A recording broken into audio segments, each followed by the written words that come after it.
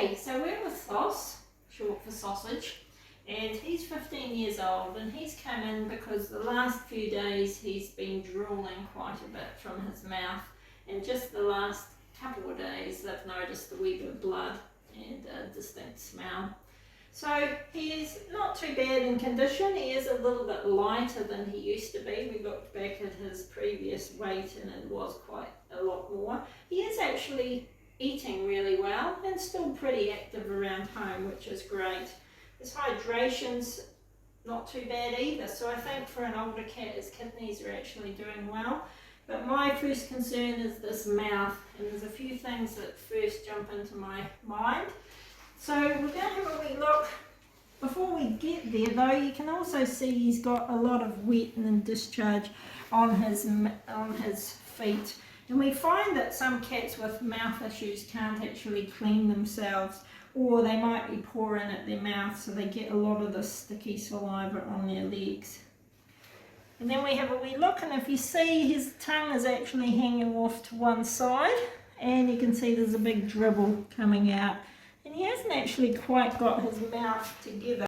So we're just going to have a wee look at his teeth for a start.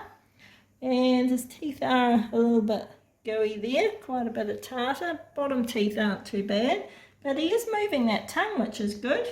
But it is out to the side. And this side, again, there's some bad teeth there. But I feel his problem is even deeper.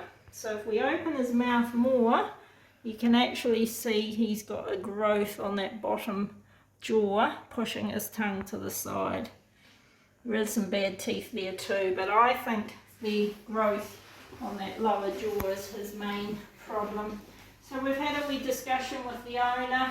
The next step would be to lightly sedate him and try and take a wee biopsy of that and just see what is found at the laboratory.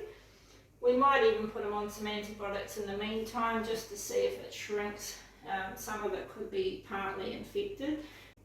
My thought would be that it is a cancer, and we do find a lot of older cats do get this. Usually a squamous cell carcinoma is the most common one, but there are others. But the squamous cell one does actually go quite quickly. So, you know, within a month you might have a cat eating really well and then not eating at all and all this dribble. And sometimes they'll be ulcerated, so they will bleed as well. And the smell is another thing. It's partly the teeth, but usually it's the growth as well. So we're going to have a wee discussion with the family, see where we're going to go. Tomorrow we can easily take a wee biopsy and send it off if we're going to go there.